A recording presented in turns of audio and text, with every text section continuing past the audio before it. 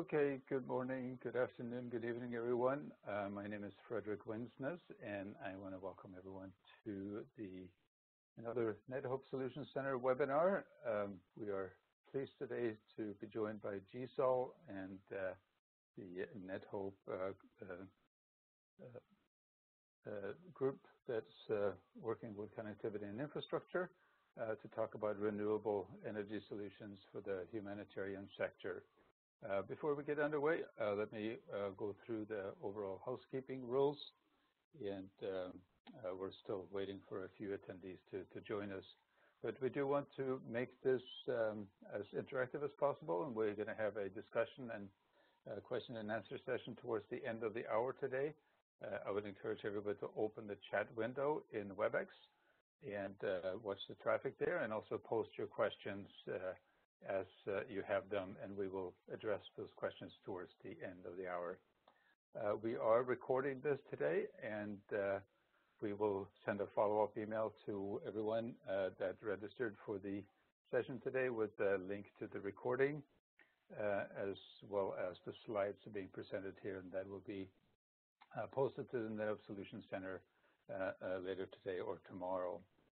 You'll also see a webinar satisfaction poll as we end the session today, and we certainly appreciate you answering a few of those questions so we can potentially catch up with you later on, connect up with you, or we can get your input for future webinar suggestions, and would be thankful for you to help us improve this series going forward. With that, I want to introduce Duncan Drury. He is the co-chair of NetHope's Connectivity and Infrastructure Working Group, and he will be introducing the other speakers today. So over to you, Duncan.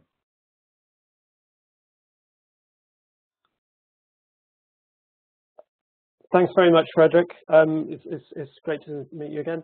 So yes, NetHope's been working with its members for many, many years, and one of the things that we've noticed over that time is how power can be a really fundamental challenge that impacts on the ability for members to deliver the technology. Without power, there's no internet connection, there's no computers. So we see supplying power to our technology as important as supplying internet connectivity.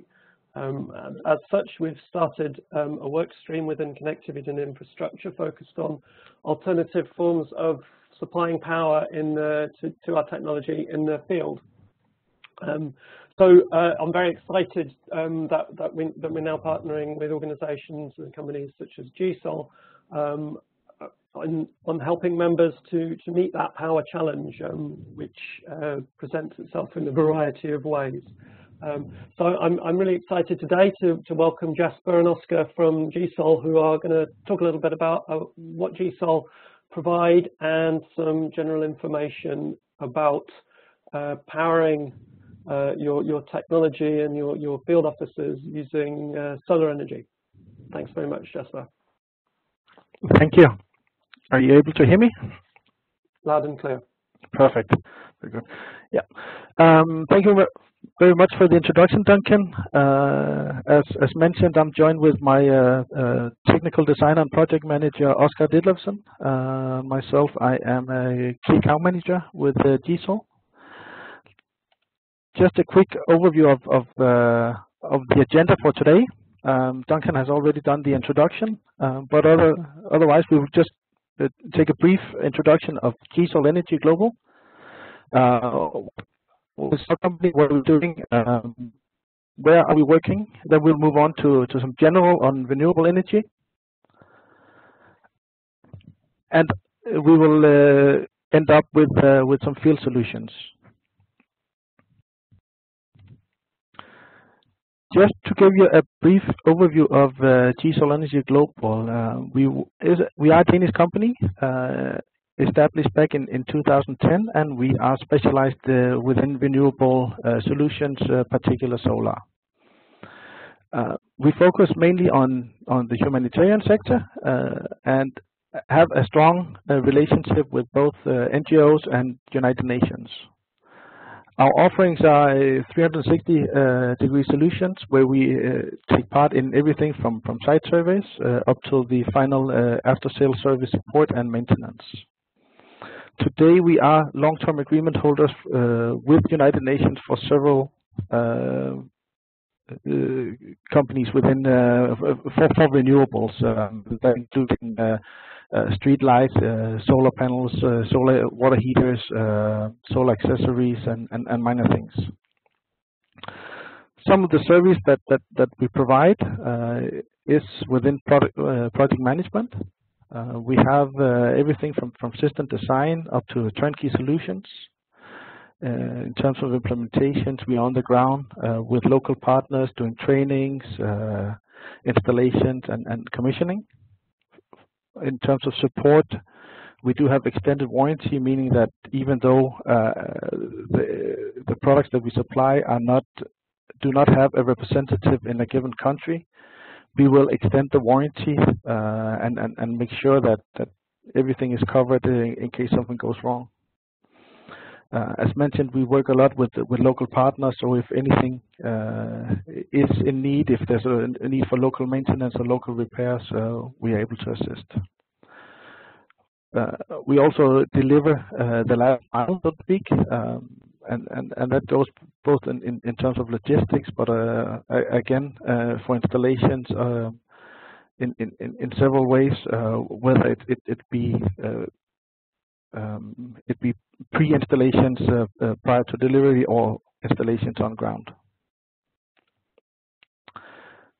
To give you just a brief overview of where we have had some projects around the world, you see a lot of it is in Africa, in sub-Saharan Africa. We will dig in a bit more when we get to the field examples where we have some concrete examples. But then I'll just leave it on to Oscar.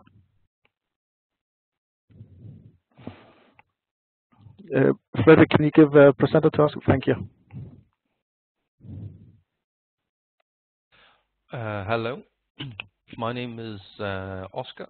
I am the technical designer of GSOL. Which is, well, I'll take you through the next slides. If I'll try to make it not too technical, but basically what I'm going to focus on is how you look at what is needed to get the proper design of your system. When you're looking on renewable energy, a lot of organizations are focused on it because you limit your CO2 output. The renewable energy is a clean energy source. So from our perspective, it's PV, photovoltaic, it's solar. We also have wind-based systems. When you talk about hydro, it's not in small scale. But Norway, for example, uses a lot of hydro. Renewable energy doesn't always, in the sense where we use it, and for remote areas, come without some sort of mixed with storage. If you don't have a battery, if you don't have a stable grid, if you don't have a generator, if you don't have some sort of backup, then you usually combine it with storage. A lot of people are considering PV systems to be expensive, but if you look at it from a perspective where it's calculated right, then it's actually a very, very cheap solution. The only difference is that when you purchase a renewable energy system with storage, then it's like your investment have to cover your power that you plan on spending the next many years. You buy that initially, so you somehow change your energy or your payment of energy from operational cost into an investment cost. That is one of the issues that we see that the organizations have to focus a little on.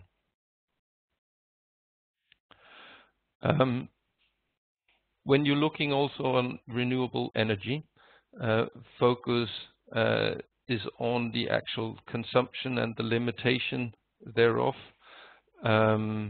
You can have a renewable energy system for every purpose. This means that there's no real limit of a renewable energy system. We have seen a lot of locations where you have megawatt or gigawatt systems for really large consumptions. IKEA places systems on their roofs, but you can also have for just 1 or 2 light bulbs for a Wi-Fi network or a satellite phone or something that is really, really small. The big difference is just if you can calculate your requirement correctly, then your chance of it being successful and a low total cost of operation is really, really improved. So let's see.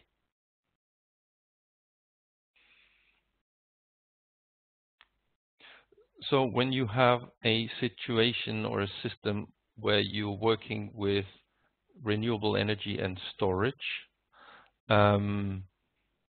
then we have a battery bank connected to it. A system that is renewable and with a battery bank is designed to meet a defined load. With a defined load, it means that if you're running a Wi-Fi network or a coffee machine, you have a load, which is the energy that needs to be available for the system to run. But the energy profile is for how long time you are using that defined load. And the combination of the power and the consumption is what you then primarily use for your to design your system. If you fail to make a proper design or proper estimation of your energy requirements, the most likely thing that will happen is that the system will fail. You will come to situations where you don't have energy stored on your batteries for consumption during night, or it could be that your inverter cannot deliver the required power. On the other hand, if you overestimate so that you get a system that is way too big, it's going to make the system, by comparison, very expensive. So the perfect balance is a very well-defined load and to also keep within that load.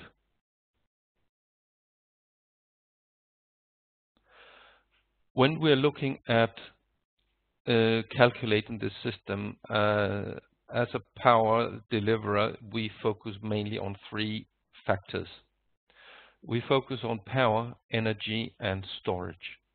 The power is the kilowatt or the watt that is required to ensure the operation of all loads. This means that if you're running light or PC, different sorts of loads, and all of these that are running at the same time, you need to have enough power so that all of the loads are being served. If you are estimating too little and designing your system for that, then you can risk that the system will overload and thereby fail. We will come back a little later to what we sometimes see as a bad behavior. The second point is the energy. When you have defined your load, you look at how long time is that load active. So how much energy is required during typically 24 hours. And the reason why we're operating with 24 hours is because that amount of energy is what needs to be generated by typically solar panels, or if you have hydro or other means, or wind, the amount of energy that you need for a 24-hour period, that is what your energy source will need to also generate. As we'll see a little further, energy is not generated constantly, so you use this energy requirement to calculate the amount of solar panels, for example. When you're operating with storage, it's for how long that your system will be able to run without the availability of either a renewable energy source such as solar panels, wind power. It can also be some systems, for example, don't have any solar panels. So you can use a generator, or if there's grid, and then you can have a storage for a certain amount of time. If looking, for example, at the ones, I think it's World Food or the organizations that are operating with vaccines, they usually want storage to be for a whole week. Often you see that storage in systems that are more cyclical, which means that you charge and discharge and charge and discharge, they usually have storage for nighttime or for just 1 day. Once we have determined these three main factors, we'll go a little more into detail with them. You have some other criteria. Different systems work in different ways. Our experience is that DC coupling, which is where you have all your generation, your energy generation, for example, from solar, your batteries, all your inverters, they are all connected on the DC side, the direct current side. Our experience is that this type of system is very good for small applications, for small systems where not a lot of power is needed. Once you get to the bigger plants, where a lot of power is needed and a lot of energy generation is required, then you tend to move towards AC coupling. AC coupling is typically SMA, the German manufacturer, where they use a multi-cluster box for making big systems. DC coupling is typically manufacturers like Struder or Victron, and yeah, similar. A lot of different manufacturers exist on the market. We need also to consider if there's more energy sources that you need to consider. A lot of systems can interact with both grid and generator, which means that you can start a generator if there's no grid. On the other hand, if you don't have anything available, then you need to consider maybe more PV power so that you have some energy generation during cloudy hours. You need to consider any future expansion. Sometimes there's an office that is maybe considering having another branch moving in. It could be a network that just have one server, then maybe consider several servers. Yeah, if you need to consider future expansion, either you build it into the system that is being delivered. With SMA, for example, they have multi-cluster boxes. So you can choose a multi-cluster box that has expansion slots. If you're using a DC coupled system, then you, for example, consider having this coupling able to manage more load or more PV charging. It's a consideration that is good to have in mind. Then you also consider some local conditions. There's some areas that are very hot. There's areas that are very cold. There's areas where lithium batteries is not the best option because from a spare part perspective, it's difficult to get spare parts. There's areas where there's very limited roof for solar modules, or there's a lot of roof, or it can be a lot of different conditions that may involve the issue. But all of these still surrounds around the three main factors about power, energy, and storage. We see a lot of your questions, so we'll try to come back to them a little further.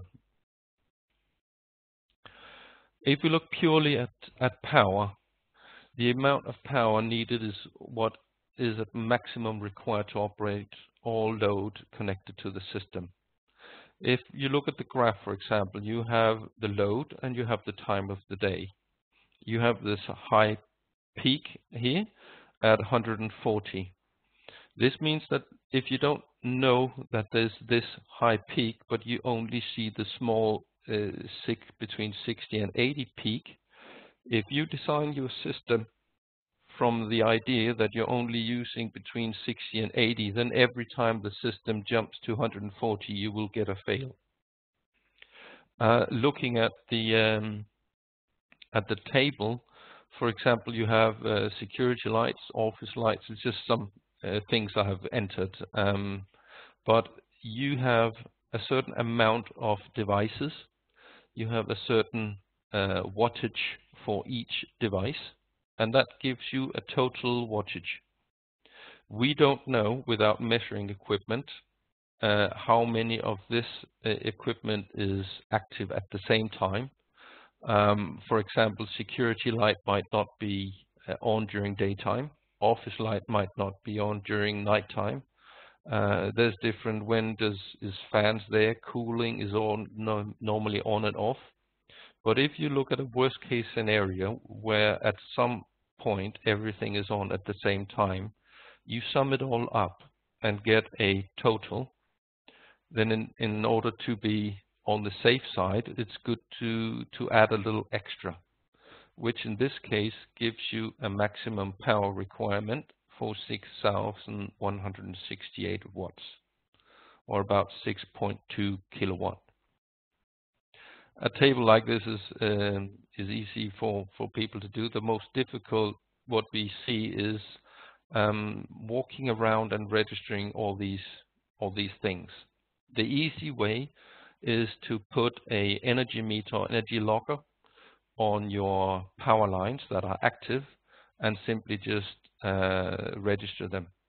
Some of these equipments are very expensive, but the manufacturer Fluke makes these energy recorders that can log what is happening on your system every second, and thereby they will monitor, or they will catch all these high peaks. The big important thing is just to get sure that what power that is required is also listed, or it's being included in the assumption of how much power you need, so that you can dimension your inverter capacity in order to meet that requirement.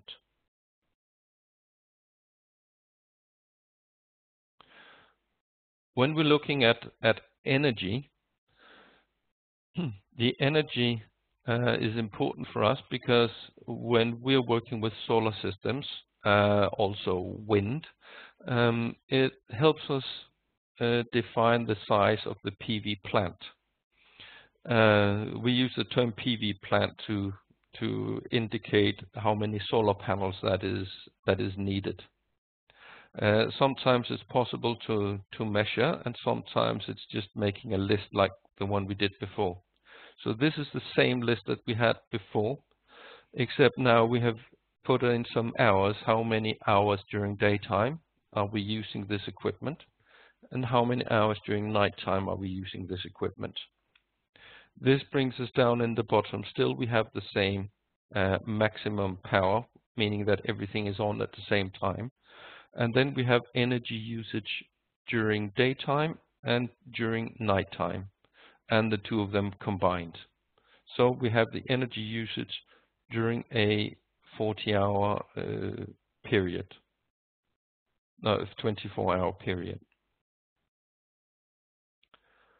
When you have the 75 kilowatt, we use this small formula here, saying that the energy that we have during a 24-hour period, we're measuring in watts. So in order to get it to kilowatt, we divide it by 1,000. Then we multiply by 365, so we get the yearly amount, and then you can divide it by a combination of an average irradiation and the system efficiency. The goal of this calculation is to give you the PV plant that is required. As you see here, we have a quite low solar irradiation kilowatt hour per kilowatt peak, which is 1,300. But it is set low.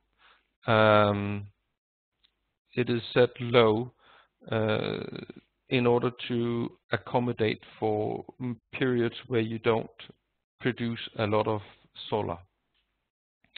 That direct question, solar irradiation is generally the energy that you can harvest from the sun at a certain location. A solar panel is measured in kilowatt peak or in watt peak. You have heard of solar panels that are 270 watt peak. That is normal standard. In this case, where you have kilowatt hour per kilowatt peak, it means that for every kilowatt peak, you can get 1,300 kilowatt hour on a yearly basis. If you use it on a how many kilowatt hour do you require, then you can also divide it by 3.5, and that gives you the square meter of solar panels. The more technical details of this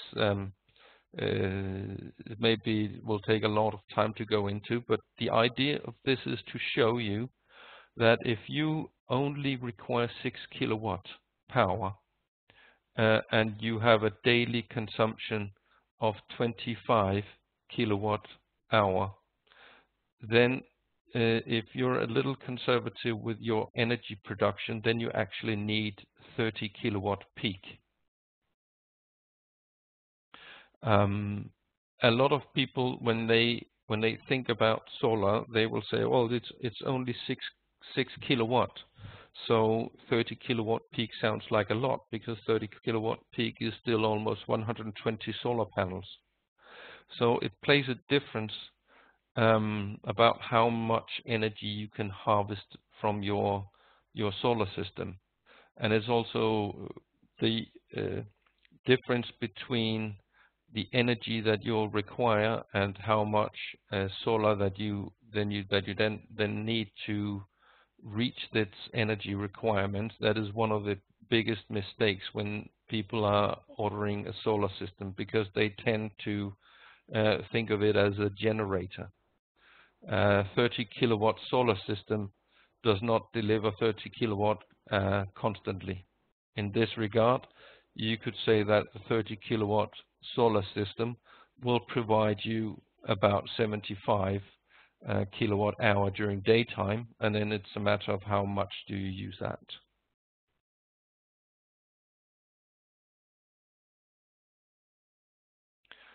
When you're looking at the energy, I just mentioned here that the solar irradiation, we use it for calculating worst production period. I have a slide later on that shows a little bit about what is expecting to get, but it's very often when we're in Europe, as we is right now, we have about 2% of our yearly production in December, and we have about 15-16% of our yearly production in June, July.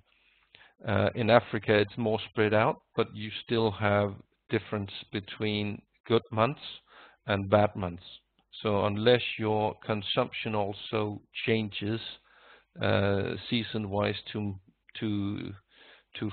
fit the power generation, you need to consider the times of bad weather, cold climate, sun at a wrong angle, all that, and increase your PV plant to make sure that you always have the energy that is required to run your systems.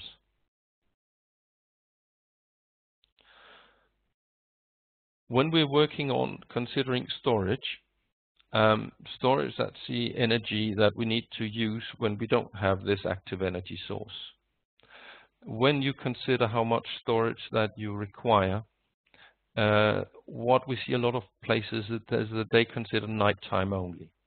It's what is called silent night. You don't need to run a generator to run your load during the night, because that is what your batteries will handle. It can also be just a few hours because the grid is generally stable, but there's still some brown hours or dark hours or power cuts. So it's a matter of how many hours do you need for the system to be able to handle a specific load requirement. And then we have several days, which could be remote vaccines. We have a lot of medical clinics that are using our systems. And from them, if they are at a very hot location are suddenly without power for a long time, it's bad. So our storage systems at these remote areas, they can usually run refrigerators for several days, and if they have 3 days of bad weather, they will still have their vaccines refrigerated, and then there's enough solar on the roof to fill the batteries up in just 1 day.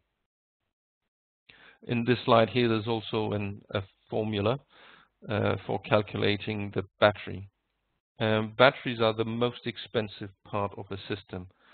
So assuming or calculating or measuring the right storage is also what you can save a lot of money on.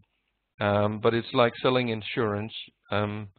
Everybody will tell you to buy a bigger bank, because what happens if you have a lot of bad weather for a very long time? So, but I'm just telling that storage is the most important part. So trying to balance that is what really can move cost.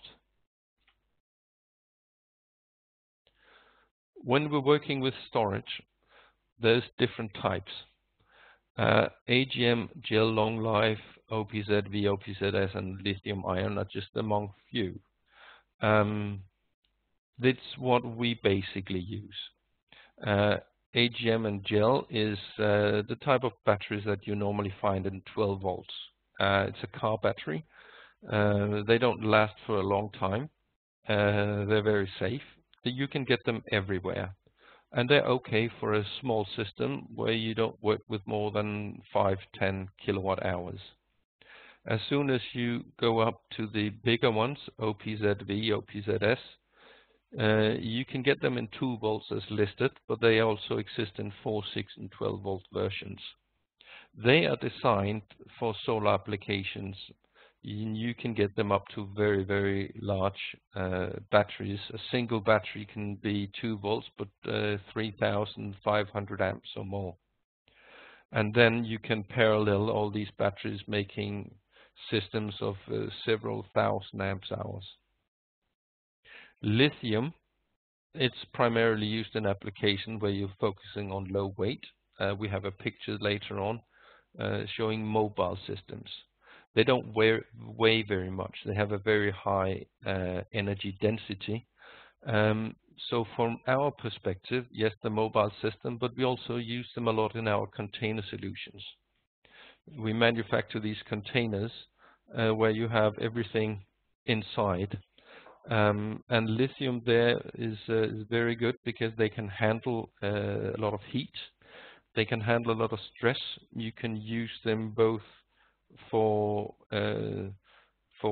energy, for storage for a very long time, or some of our battery manufacturers, they have batteries where you can draw all the energy out of them down to 100%, and you can use everything in just 1 hour. It puts a lot of stress on the system, but again, if the requirements is properly described, then everything can be designed to fit that.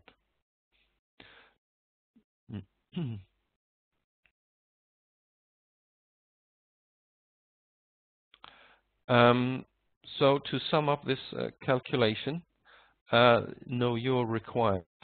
You can calculate it, or you can measure it. Of course, measuring it is the best. Fluke is a measuring device. You can also, I know a lot of UN organizations use something called iDrop. You have something called TED device. You have Measure My Energy. It's just look for energy measuring devices, and a lot of it is online based. So you connect it to the internet, and you can monitor whatever power is being used. All this monitoring software will also give you the energy requirement. If you can get it so you can see it by phase, it would add an even extra.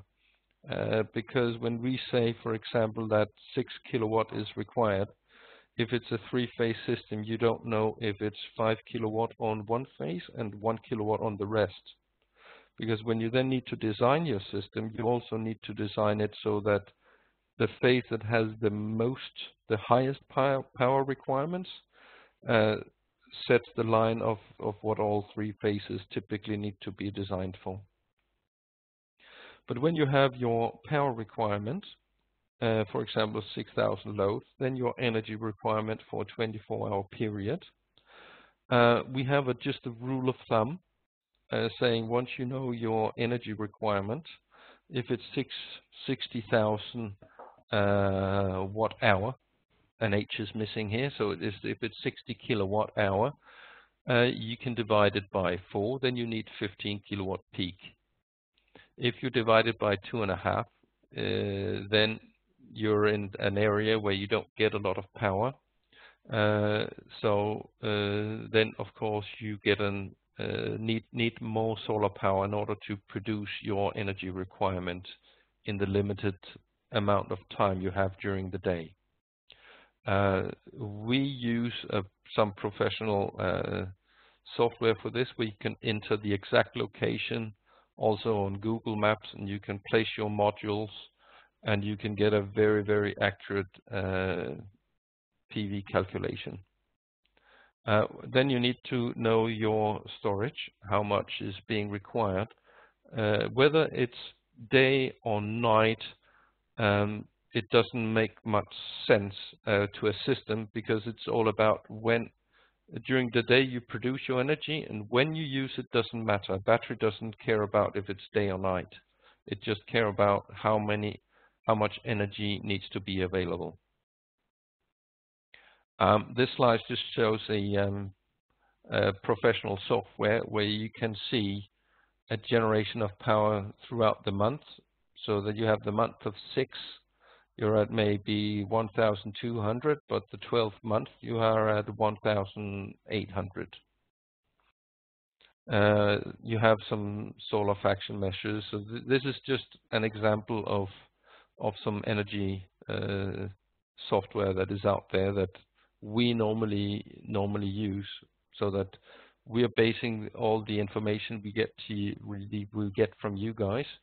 We're then adding that into these systems. A short do's and don't: make the correct system to increase the quality, and afterwards instruct users that lower consumption helps improve. That is what we see. The worst case is that as soon as they get a solar installation, then they start to put on coffee machines, televisions, radios, a lot of stuff that was not included in the initial calculation. So please try to focus on that requirement, that you include all the load and energy that may come to the system. Don't purchase a PV system as if it's a generator. What a generator has a full 24 hours to generate, a solar system only have just a few hours to generate. So a 50 kilowatt generator may, or like a 6 kilowatt generator may be equal to a 30 kilowatt solar installation. And the idea that having access to free energy doesn't mean that you should just start using freely.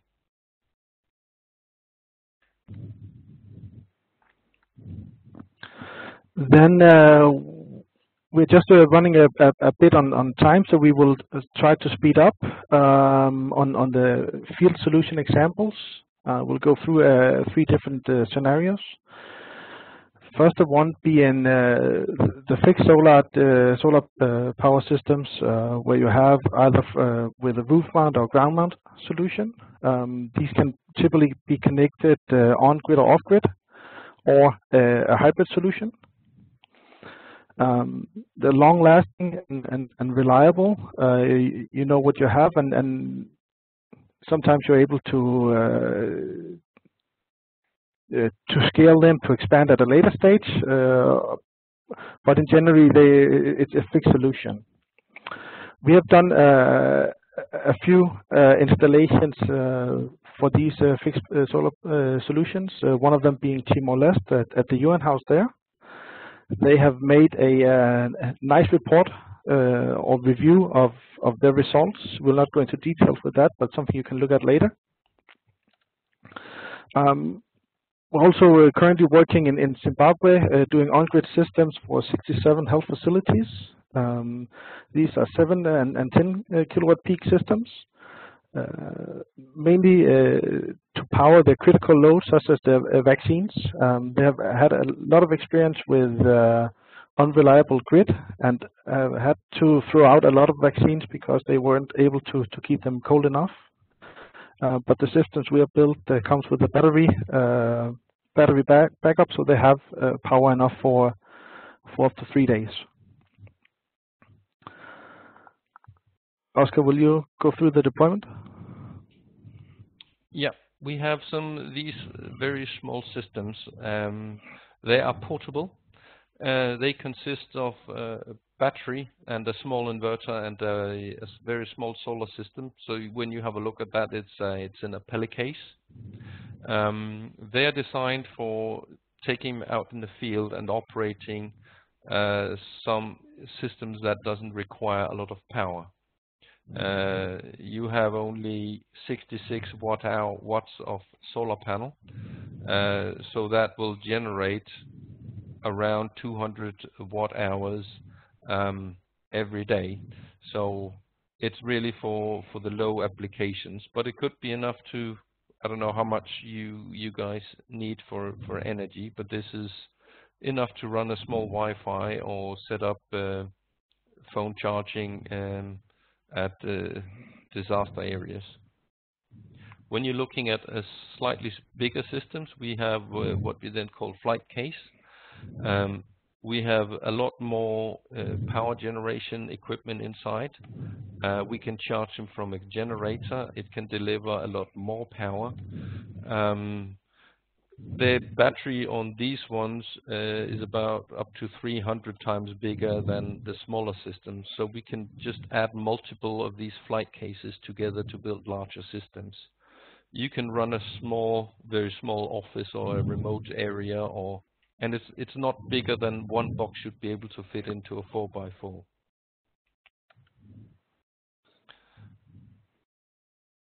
We have containerized solutions where we put all equipment into a container. It's batteries, inverters, everything inside. These areas could easily power up country offices. We have seen requests for remote water stations. It could be some larger mobile masts. These solutions, we just sent one to Yemen, and we can supply in a 20-foot container up to 300 kilowatt hour battery with almost 100 kilowatt power outage. So there's not a big limit to these containers. More can be placed together. The big idea for them is that we can build them on site. and we can control the temperature inside of them at any location. In Kazakhstan, here we see one container. The picture's a little pressed, but it's a 20-foot container where we actually have a generator built inside. And it's made so that the system will start the generator and open up these air vents for the generator to use air from the outside. When the system is working properly, the generator is closed. For this installation, we also have wind, and they're using it. As you see, it's a very dry Kazakhstan area where they pump water from the ground to fill up that big basin and use it for irrigation of fruit plantation. Yeah. We have some more videos of the work we have done, so feel free to have a look at our YouTube channel. It should also be uploaded to the NetHelp Solution webinar page, so you can find the link there. Otherwise, feel free to contact us. So we're ready to take some questions. Thanks very much, Jesper and Oscar. That was really interesting. Okay, so yeah, we've got quite a lot of questions that have come in. I think one of the last ones that came in was around importing the equipment. So, in your experience, how easy is it to import, say, a container of batteries and solar equipment into a typical country where you're deployed? So far, we have not had any challenges importing equipment, as long as all the right paperwork is available. Of course, it's something that we can help assist country offices filling out and provide the necessary information needed to the authorities. Okay, and when we're importing equipment like this, it can cost quite a lot of money on import taxes and stuff, and that's something that we often don't know about in advance and fails to get put into the budget and is sometimes a nasty surprise. Do you have experience around that aspect of things? Yeah. Normally what we have seen is that government authorities, they consider this as electrical equipment. Mm-hmm. So as long as you know the import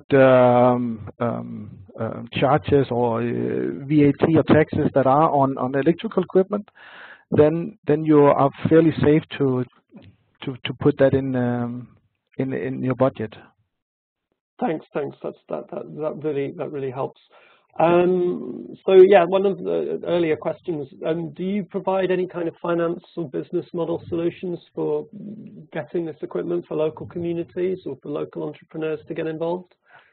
No, we do not have a business model for that. What we've seen is that some of our clients are looking at those types of services and then looking at buying the equipment from us. Okay. Okay. If I can add to that, the software that we use to make these calculations, they include where you can list, okay,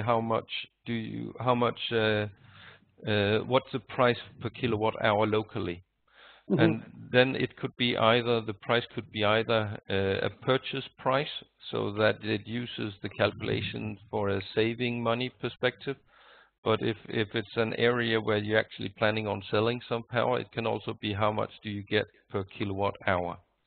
The system can then do almost a 20-year estimation. It's still only an estimation of the amount of money that is being generated. The only thing that you just need to be aware of is that when you have a battery bank, when the batteries are full, the system will block all power that is being generated extra. So you need to use calculations like this with a little carefully, because full batteries, they simply just block extra energy.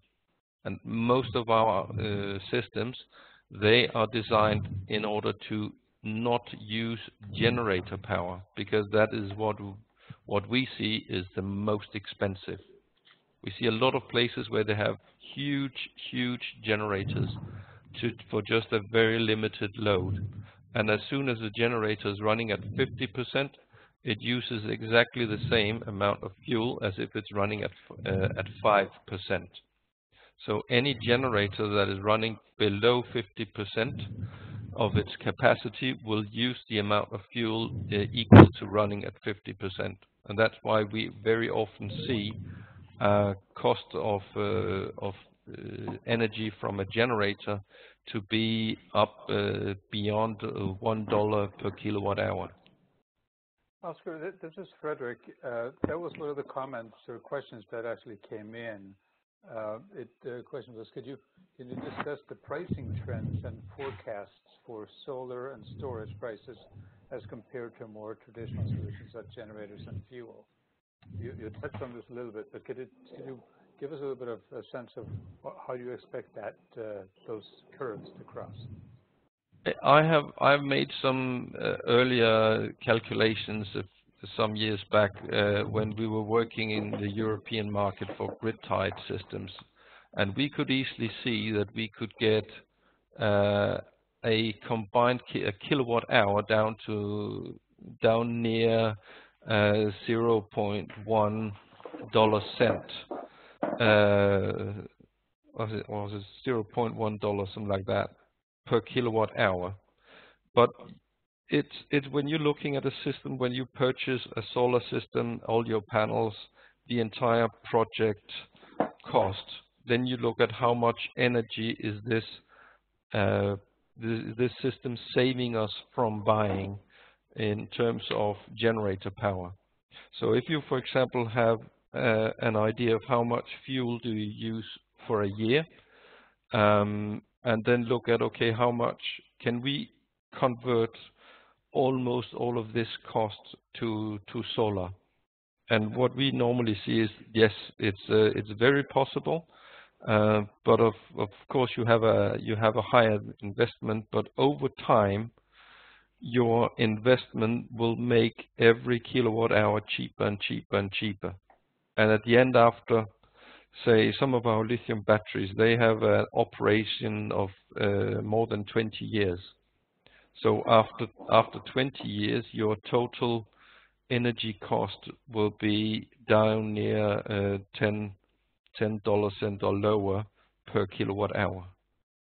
So that is very difficult for a generator to reach, because a generator doesn't cost very much to begin with, but then you need to pay $1 per kilowatt hour constantly throughout the years. So this puts pressure on the financing model and financing up front. And yes, that's what we see a big issue. Basically, what's happening with the generator is that buying fuel is just paying for an installment on a loan. So yeah, same kind of thing. Excellent. So back to you, Duncan. Thanks. So we've got a few minutes left. So I'd like to ask a related question, really, to that. How much of this information do you have, this data do you have, and are you able to sell it? To share it with us, so that we can better argue with budget holders within our organisations to make this decision. Yes, it is all. It would be easy for me to make an example. It would be good to know a little bit about what power range are we looking at. I could make an example of we're having a small generator delivering all the power for a small system, and then looking at having a PV system with storage that are then purchased instead of the generator, and then only having the generator for backup. Our calculation software can tell us how many liters of fuel it's expected for a certain generator to run throughout the whole year. So I will be able to supply you with a lot of this information, and then it's just adding years of generators and then adding years of free energy and comparing those two, and you will see where those two graphs meet. Right. That's great. I mean, so we're coming up to the top of the hour. I think there's an awful lot to digest in there. I think it's been really helpful to me. And I'm sure a lot of attendees will agree, understanding the importance and the sorts of things that the information that needs to be gathered is really critical in making the decision, A, whether to go for solar or not, but B, when going for solar, you've got to get these calculations right, otherwise the investment may be misplaced. Yeah. Duncan, if you don't mind, let me make a quick comment. We do need to close off in a minute or so, but it sounds like there's two parts of the market here. Some of your pictures and things like that looks like kind of the high end of the market where you're doing a installation for a larger institution where there's a lot of traditional types of power consumption. And you had an example of the very low end on the market where all you're doing is providing a very small solution for an entrepreneur that wants to charge his or her customers mobile phones. And there's probably very, very different requirements relative to planning, business models, financing, and all those kinds of things in those two models. And maybe that's a discussion for a follow-on conversation, how to deal with these two and potentially more use cases. So I'll let you make a quick comment on that, and then we'll close down the webinar. Sure, that's correct. We do both supply the large scale installations, but certainly also the smaller ones for household or small private entrepreneurs. We do have solutions that cover the full scale and full range of products within the renewable business. And definitely it might be worthwhile to do a second session after the summer and maybe dig into the more low-end products that are available on the market. That would be terrific. We'd love to do that, and maybe we can also then bring in some of the NetHope members or other organizations that have been helping local communities or your local partners that will know what the conditions are on the ground. To answer a little more also, I know that our presentation, it had containers and these small systems, but a lot of the projects we're working on right now, we are building all of our system into these IT racks. It's like a retail, they make these racks for IT equipment, but we are managing to build our systems with batteries into, say, just 2 of these racks. They can be placed below panels, or they can be placed anywhere because they can manage being outside. But these systems are not very, very big. They're large enough for a medical clinic, and that purpose could be suitable for a lot of people. And it's not a container; it's just like an IT cabinet. Okay, so we are over time, so we need to respect our attendees' time here. So thank you very much, Jesper and Oscar, for the great information you shared today. Thanks also, Duncan, for bringing the topic up and for helping us produce this webinar today. And there was a lot of questions. Maybe what we could do is to generate a Q&A document and post that to the NetHope Solutions Center, where we can answer your questions in more detail in writing. So it remains for me to say thank you to the audience for great questions and great interaction. Have a great rest of your day, wherever you might be. And we will be back in touch really soon. Take care. Bye-bye. Thank you.